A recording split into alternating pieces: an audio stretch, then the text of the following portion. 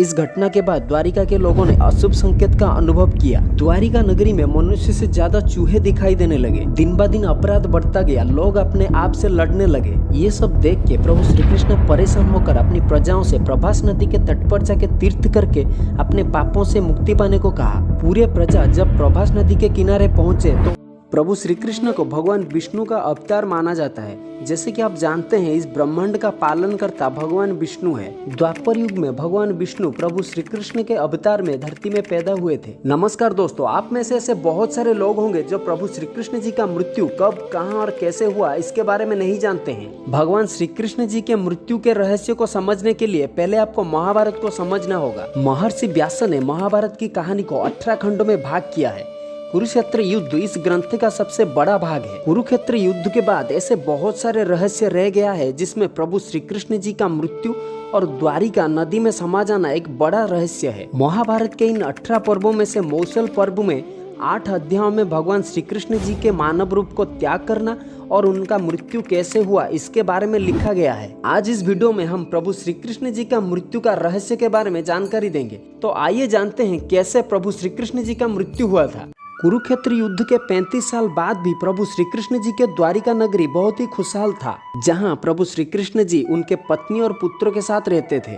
एक बार ऋषि विश्वामित्र, देवर्षि नारद और कुछ ऋषियों ने मिलकर द्वारिका आए थे। जब ये बात जदुवंश के पुत्रों को पता चला, वो ऋषियों से मजाक करने के बारे में सोचा। श्री कृष्ण जी के पुत्र शांबु को एक सुंदर गर्भवती महिला बनाकर ऋषियों के सामने ले गए और कहने लगे, ये स्त्री गर्भवती है और इन्हें पुत्रों का आलसा है।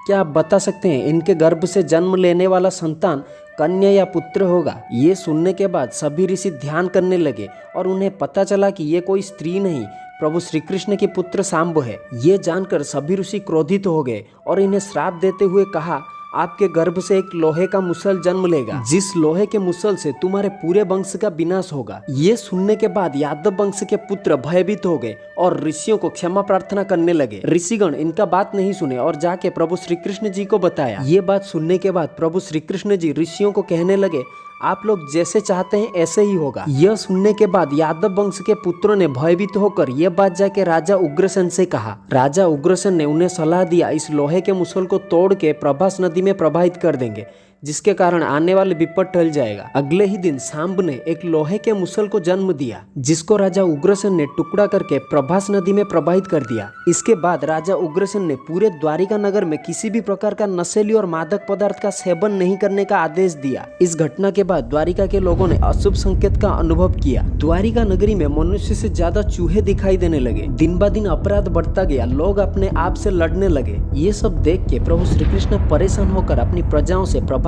नदी के तट पर जाके तीर्थ करके अपने पापों से मुक्ति पाने को कहा। पूरे प्रजा जब प्रभास नदी के किनारे पहुंचे तो वहां जाकर वो मदिरा के नशे में चूर हो गए और अपने आप से लड़ाई करने लगे। जब सत्यकी और कृतवर्मा दोनों अश्वत्थामा और पांडव सेना की मृत्यु को आलोचना कर रहे थे, तभी कृतवर्मा ने इसका आरोप सत्यकी के ऊपर लगाया। बहस बढ़ते बढ़ते लड़ाई में बदल गया और सत्यकी के हाथ से कृतवर्मा का हत्या हो गया। कृतवर्मा की हत्या के अपराध में अन्य यादवों ने मिलकर सत्यकी को मार डाला। जब प्रभु श्री कृष्ण को यह बात पता लगा, वो वहां प्रकट हुए और एक हीरा का घास को अपने हाथ में उठा लिया। जब ये घास प्रभु श्री कृष्ण के हाथ में आया, वो एक लोहे का मुसल में बदल गया, जिससे प्रभु श्री कृष्ण दोषियों को सजा दिए। नशे में लिप्त सभी यादवों ने वही घास को अपने हाथ में ले लिया। जब वो घास लोहे की मुसल में बदल गया, वो आपस में लड़ाई करने लगे और अंत में सबका मृत्यु हो गया। इस तरह पूरे यादव वंश का अंत हो गया। इस घटना के बाद प्रभु श्री कृष्ण जी के बड़े भाई बलराम समुद्र तट पर ध्यान करते करते परमात्मा में लीन हो गए। दोस्तों, ये सब देखने के बाद प्रभु श्री कृष्ण जी को अंदाजा हो गया था सब कुछ अंत होने का समय आ गया। दोस्तों, प्रभास नदी में बहा देने वाली लोहे की मुसल का एक दाना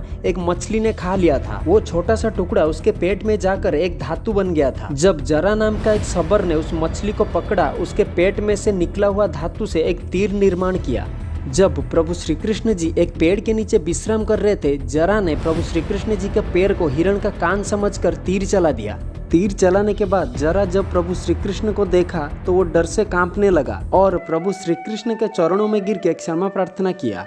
तब प्रभु श्री कृष्ण जी कहने लगे, ये तो विधि का विधान है, इसमें तुम्हारा कोई दोष नहीं है। 125 साल के उम्र में भगवान श्री कृष्ण जी प्राण त्याग किए। दोस्तों, पुराणों में भी यही माना जाता है कि त्रेता युग में प्रभु श्री राम जी वानरराज बाली और सुग्रीव के लड़ाई में बाली को पीछे से तीर चलाया था, वैसे ही द्वापर युग में वही बाली जरा नामक सबर के रूप में जन्म लिया और प्रभु श्री कृष्ण जी का मृत्यु का कारण बना। दोस्तों, यह भी माना जाता है कि कौरवों के माता गांधारी के श्राप की वजह से यदुवंश का विनाश हुआ। महाभारत युद्ध के समाप्ति के बाद जब युधिष्ठिर के राज तिलक हो रहा था, तब गांधारी ने अपने पुत्रों के मृत्यु विलाप में थे और प्रभु श्री कृष्ण जी को श्राप दिया, क्योंकि प्रभु श्री कृष्ण जी को ही वो महाभारत युद्ध का कारण मानते थे।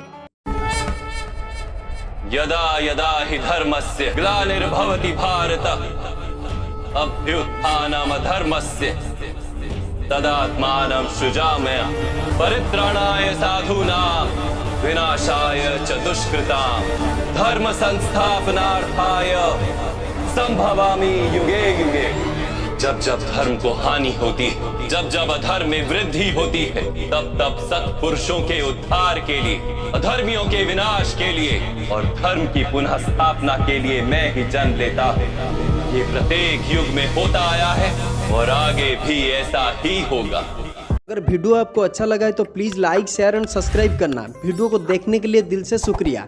जय हिंद।